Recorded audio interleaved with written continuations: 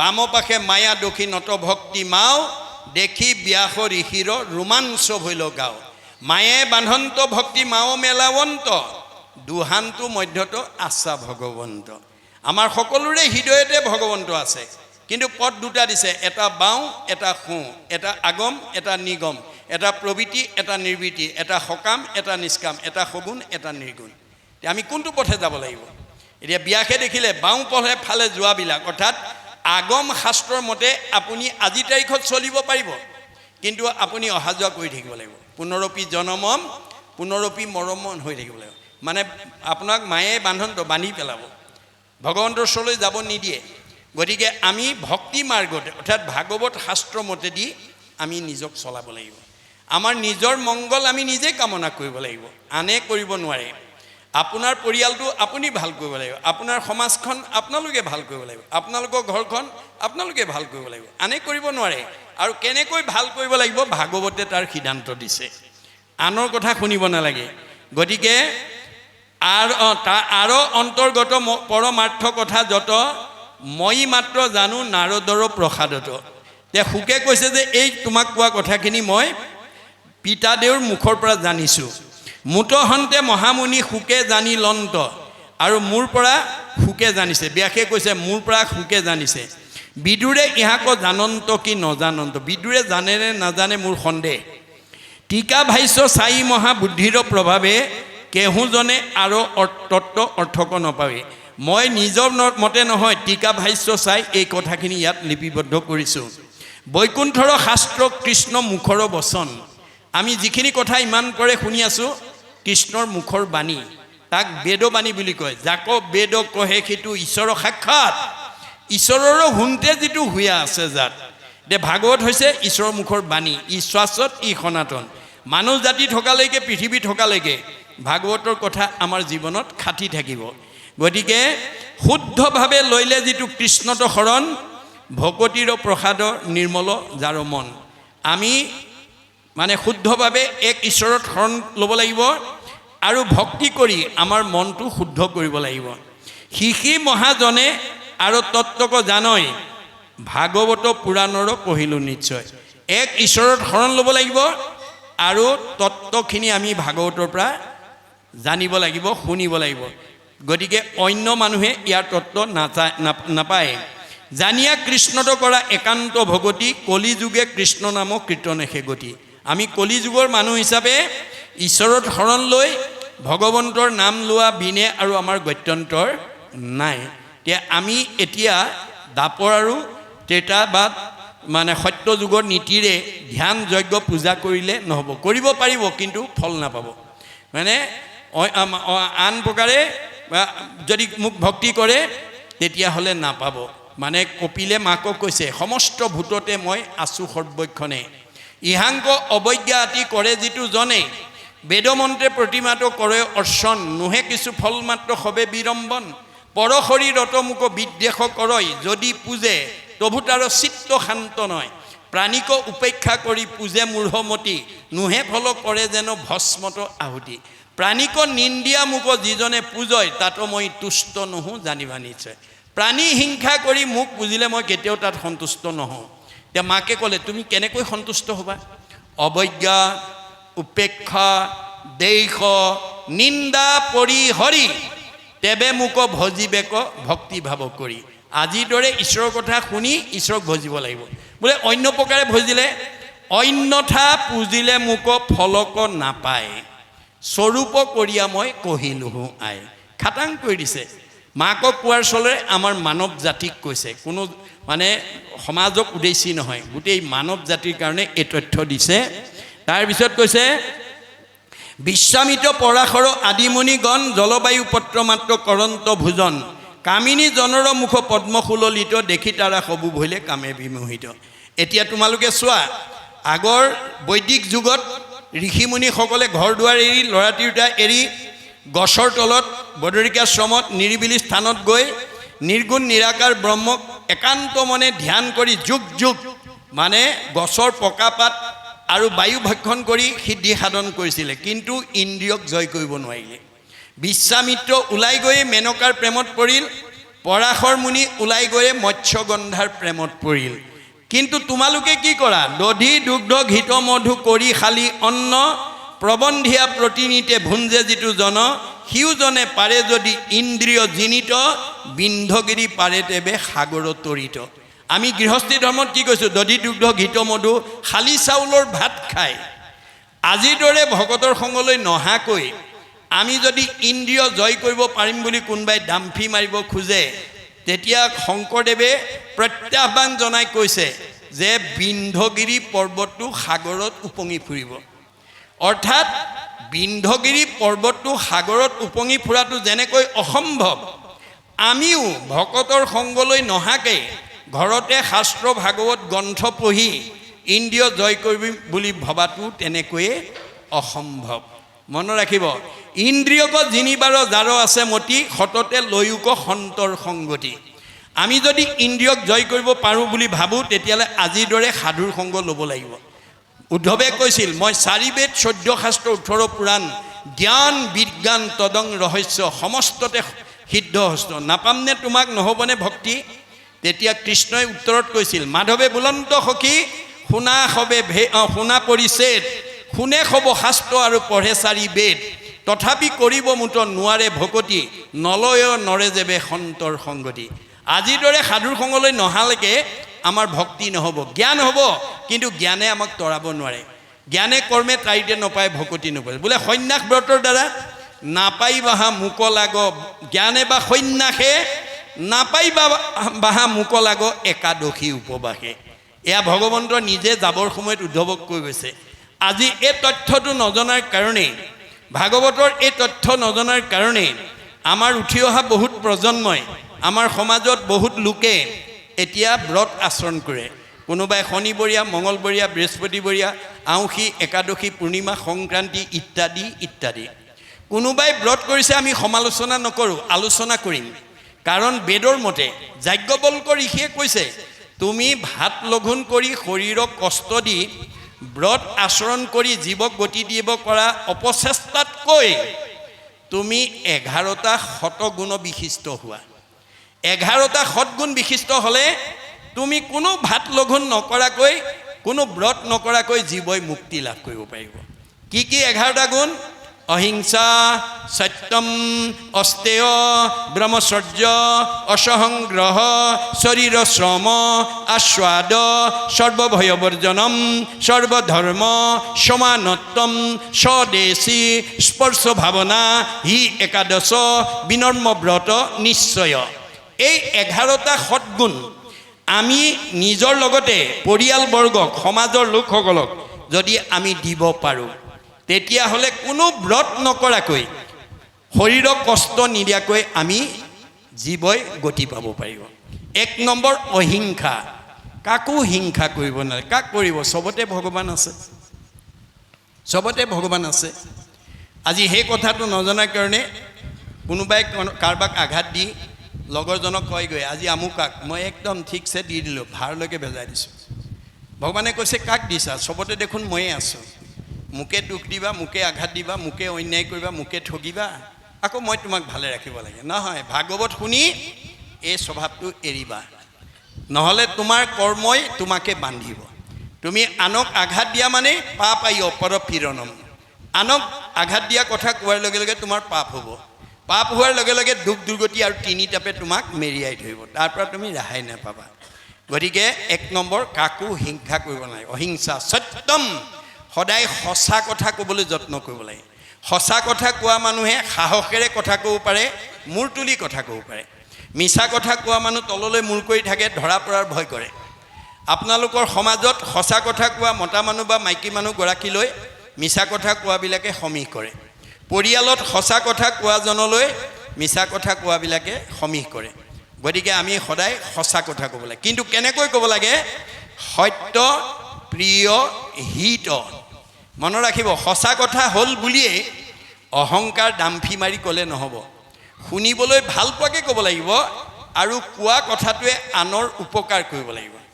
আপুনি বাক্যটো বা শব্দটো কওঁতে সাৱধান হ'ব, যাতে আপোনাৰ কোৱা শব্দটো বা বাক্যটোৱে আনৰ অন্তৰত যাতে আঘাত দিব লগা নহয়। আনক আঘাত দিলেই আপোনাৰ পাপ হ'ব। পাপায় পৰপীড়নম, তেতিয়া আপোনাৰ জীৱনলৈ দুখ দুৰ্গতি নামি আহিব, আয়ুস কাটি দিব। আনক দুখ দি কোনেও 100 বছৰ ভোগ কৰিবলৈ শান্তিৰে নাপায়। আপোনাৰ জীৱনলৈ দুখ দুৰ্গতি নামি আহিব আৰু আয়ুস কাটি দিব। মনত ৰাখিব কথাটো।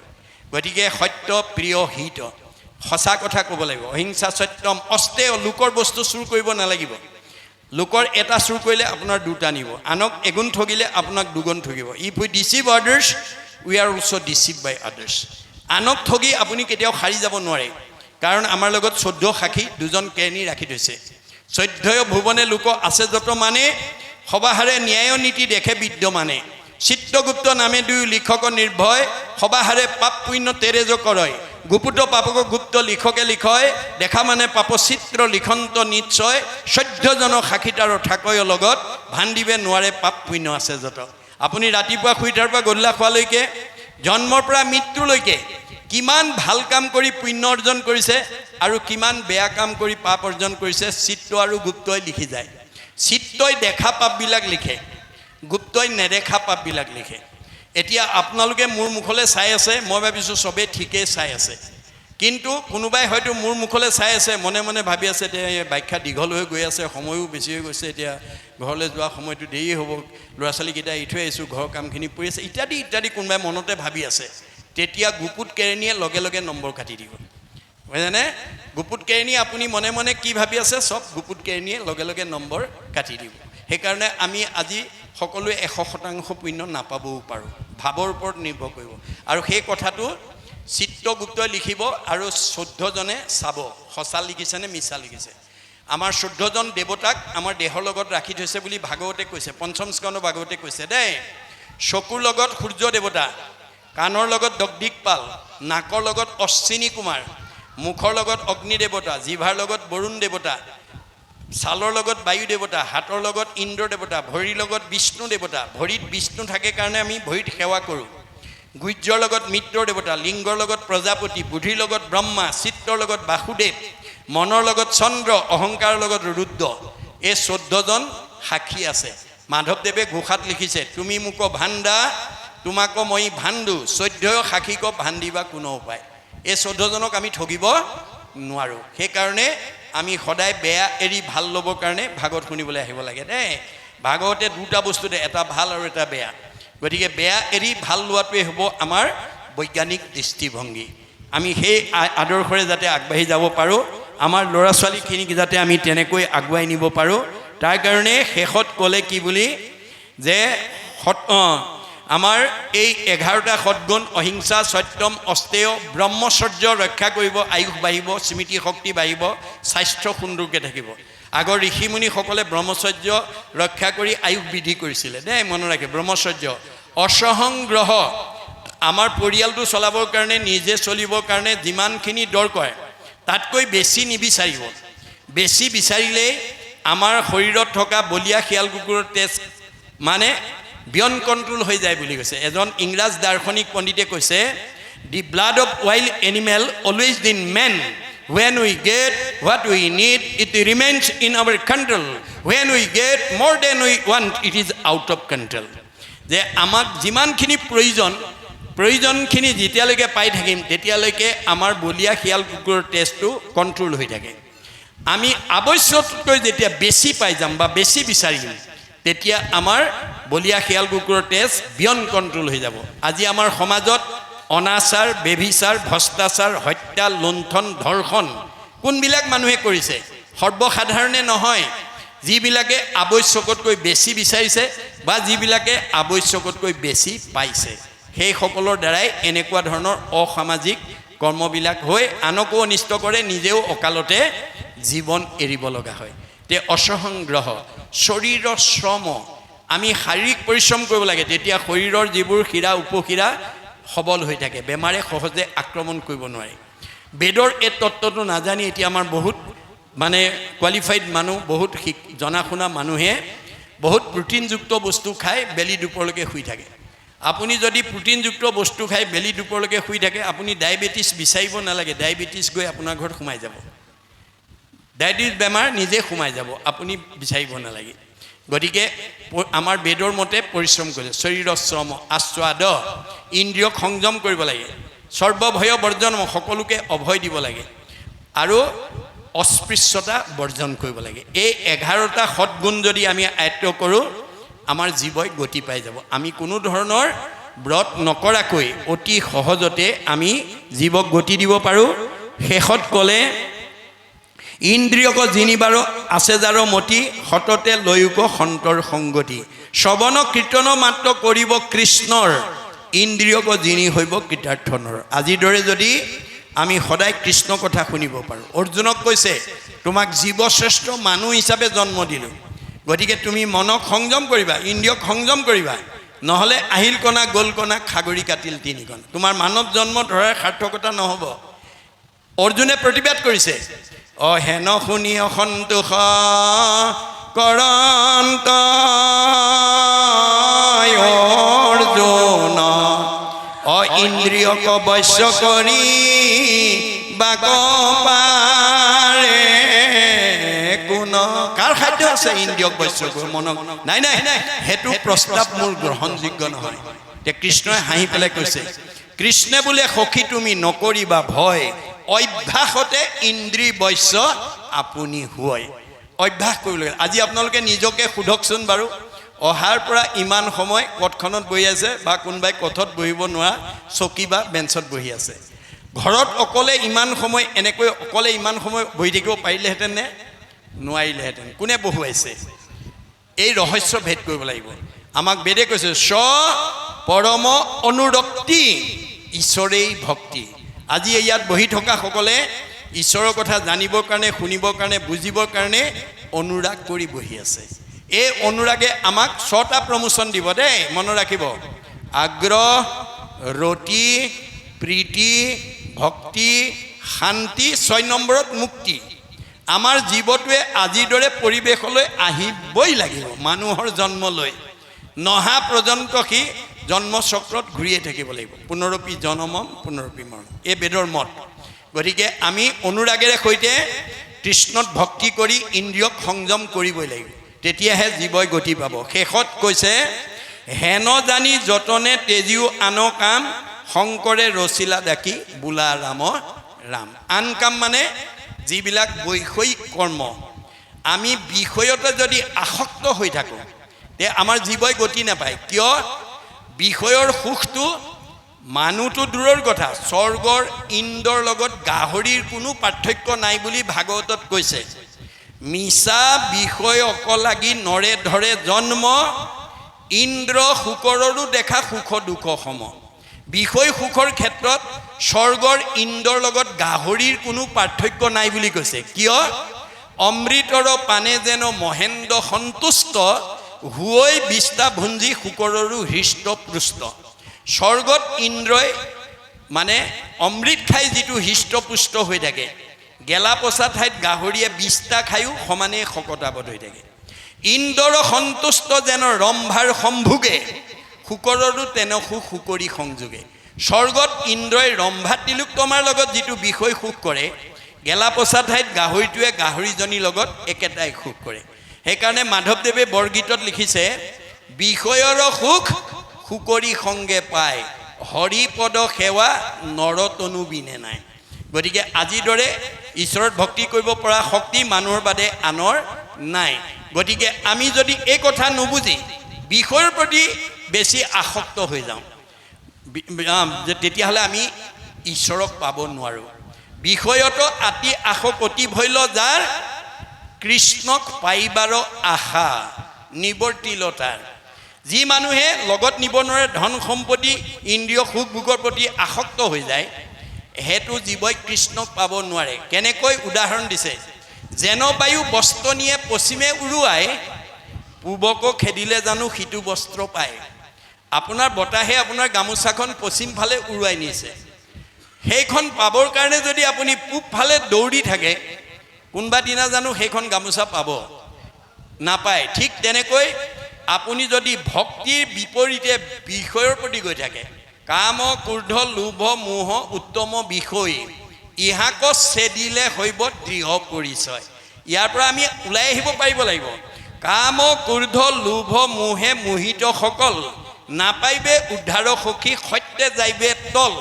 আমাৰ জীৱটোৱে যদি কামকোৰ লোভ মোহতে আসক্ত হৈ থাকে আমাৰ জীৱই কেতিয়াও গতি পাব নাপায় উপায় এটা মহাপুৰুষে দিছে কাম ক্ৰোধ লোভ মোহ বিষয় আক্ৰোশে নুচুয় মূৰ ভকতক একো দোষে আমাৰ ভকতসকল কাম ক্ৰোধ লোভ মোহতে থাকে মই দিয়া ধন টকা পইচা গাড়ী মটৰ পকা ঘৰ দুৱাৰ মাজতে থাকে কিন্তু লগত নিব নোৱাৰা মোহে লগত নিব পৰা ধন ঘটাৰ পৰা তেওঁক অতৰাই ৰাখিব নোৱাৰে এইটোৱে হৈছে ভক্তিৰ বৈশিষ্ট্য গতিকে আমি উঠি অহা প্ৰজন্মক যাতে এই আদৰ্শৰে আমি আমাৰ গোলাঘাট জিলাৰ প্ৰচাৰ শাখাই যি ভূমিকা লৈছে আমাৰ সমস্ত জিলাবিলাকলৈ এই আদৰ্শ বিয়পি যাওক আমাৰ প্ৰত্যেকখন আঞ্চলিক তথা প্ৰাথমিকৰ মাজত যাতে আমি এই ভাগৱত বেদ বেদান্তৰ সাৰ ভাগৱত প্ৰচাৰৰ জৰিয়তে আমি যাতে উঠি অহা প্ৰজন্ম সমাজখনক যাতে আধ্যাত্মিক আৰু নৈতিক আদৰ্শৰে অনুপ্ৰাণিত কৰিব পাৰোঁ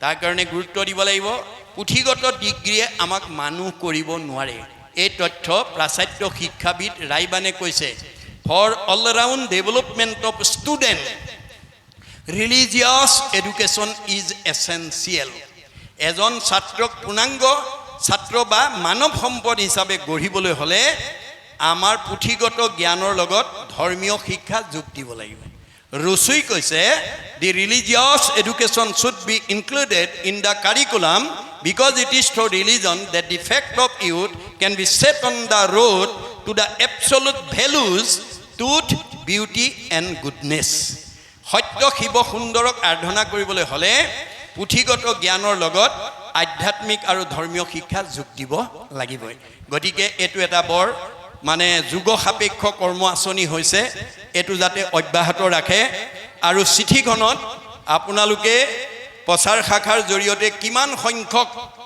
আজিলৈকে এই আলোচনা চক্ৰ হৈছে ইয়াত লিপিবদ্ধ কৰি যাব এই কাৰণেই যাতে আজি যিকেইজন বিষয়ববীয়াৰ উদ্যোগত এই কাৰ্যসূচী সফল ৰূপায়ণ হৈছে তেওঁলোক হয়তো সদায় নাথাকিব সেই বিষয় বাবদ গতিকে উঠি অহা প্ৰজন্মই আপোনালোকে প্ৰস্তুত কৰা কাৰ্যসূচীখন চায়েই যাতে আমাৰ অগ্ৰজসকলে এই আধ্যাত্মিক আৰু মানে ধৰ্মীয় আঁচনিটো কিমান দিনৰ পৰা কিমান সংখ্যকভাৱে আমাৰ জিলাখনত আঞ্চলিক আৰু প্ৰাথমিকবিলাকৰ মাজত প্ৰচাৰ কৰিছে সেইটো যাতে জানিব পাৰে আমাৰ মানে জৰ্জ বাৰ্নাৰ্ড শ্ব'ই এটা কথা কৈছিল show' me a book I shell at once tell you about the history of the nation তোমালোকে মোৰ হাতত এখন কিতাপ তুলি দিয়া মই গোটেই জাতি সত্তাটোৰ কথা তোমালোকক কৈ দিম কিয় where there is a book behind a man there is a man behind a book এখন কিতাপত এটা জাতি সত্তা এখন কিতাপত অন্তৰ্নিহিত হৈ থাকে গতিকে এই চিঠিখন চায়েই অনুযোগসকলে গম পাব যে ইমান সংখ্যক ভাগৱত পাঠ ব্যাখ্যা অনুষ্ঠান গোলাঘাট জিলা প্ৰচাৰ শাখাৰ জৰিয়তে জিলাখনৰ বিভিন্ন প্ৰান্তত অনুষ্ঠিত কৰিছে সেইকাৰণে আপোনালোকে অহা বছৰৰ পৰা ইয়াত আপোনালোকে এতিয়ালৈকে কিমান সংখ্যক হৈছে নিশ্চয় জানিব তেতিয়া এইখিনি যদি লিপিবদ্ধ কৰি যায় বেছি উঠি অহা প্ৰজন্মৰ কাৰণে ভাল হ'ব এই আহ্বানেৰে সৈতে আজি আমি ইমানতেই আলোচনা চক্ৰ সামৰিব বিচাৰিছোঁ